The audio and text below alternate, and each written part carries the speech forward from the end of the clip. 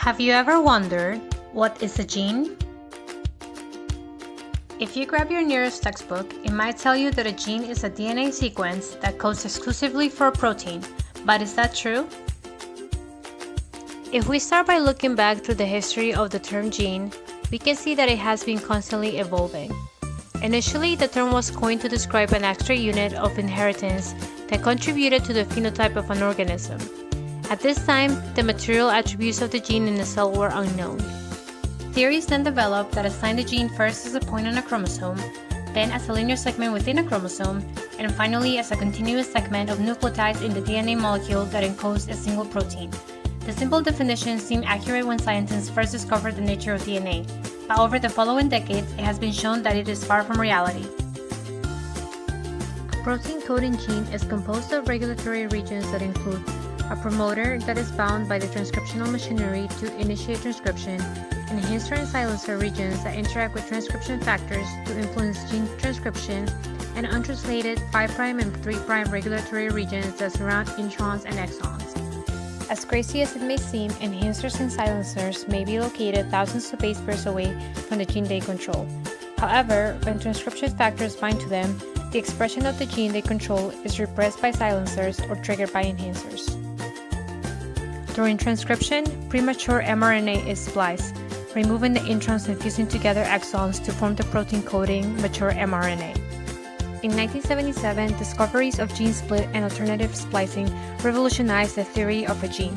Free mRNAs can go through alternative splicing, meaning the exons from one DNA sequence can be spliced together in different constructs, yielding multiple proteins from one gene. To this point, one gene doesn't necessarily mean only one protein.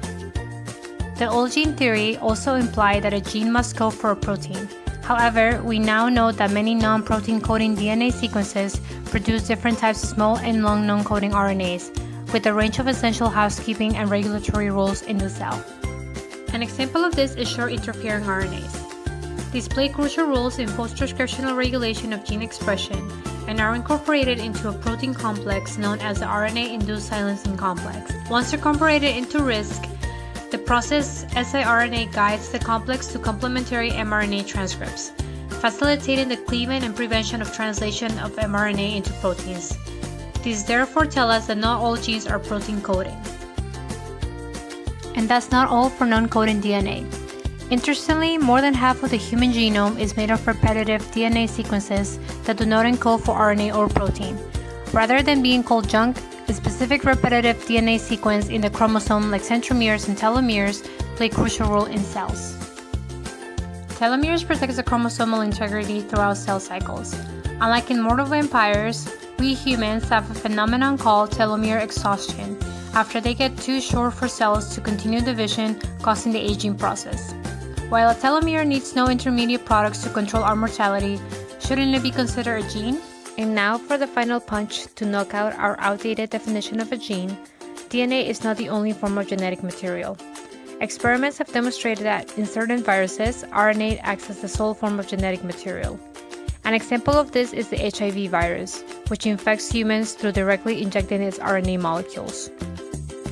So finally, we come back to our original question of what is a gene. As you probably now realize, it is not so simple to define.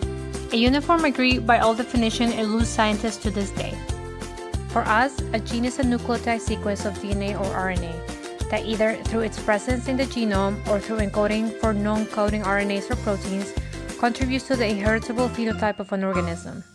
But be prepared for the complexity of this definition to grow as more questions are asked. Did we mention epigenetics and prions? We will leave that for the next video.